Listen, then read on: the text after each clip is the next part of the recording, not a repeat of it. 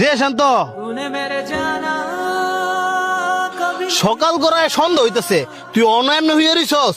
তোর মতন আইলছে মানুষ আমি আমার বাপ জীবনে দেখছি না। তুই জীবনে কি করতারবি? তোরা বুঝতি না, আমি শুয়ে শুয়ে বড় কিছুর প্ল্যান করতেছি।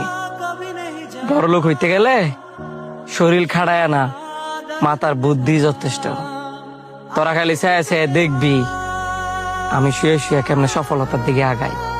শুয়ে শুয়া খালি সফল হওয়ার স্বপ্নই দেখতারবি, বাস্তবে এগুলো সম্ভব না। জীবন যতটা সহজ মনে করস অতটা সহজ না।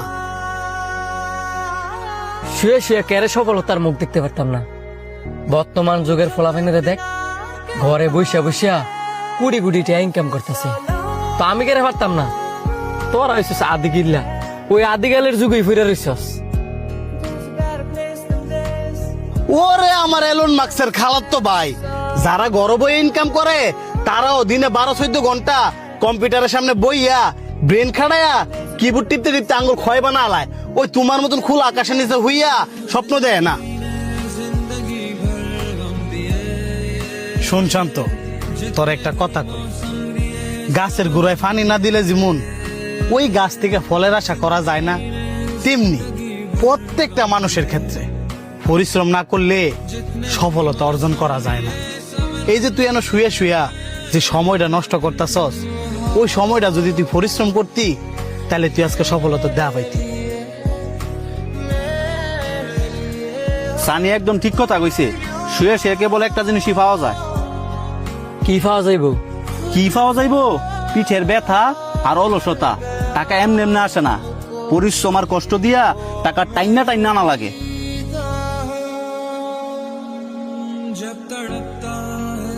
আমি এতদিন ভাবতাম শুয়ে শুয়ে প্ল্যান করলে একদিন হয়তো বা বড় কিছু হইতে পারবো,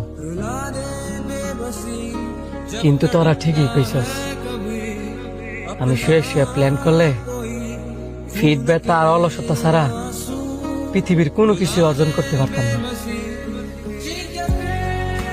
আমি যখন শুয়ে শুয়ে স্বপ্ন দেখি, চিন্তা করি আজকে এই ব্যবসা করবো তো কালকে ওই ব্যবসা করবো, আমি না কোনো ব্যবসার মধ্যে স্থির হইতে পারতাছি না। স্থির করতে পারবি কেমনে?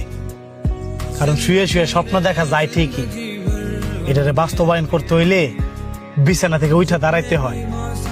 অলসতা না, পরিশ্রমই হচ্ছে একমাত্র সফলতার চাবিকাঠি।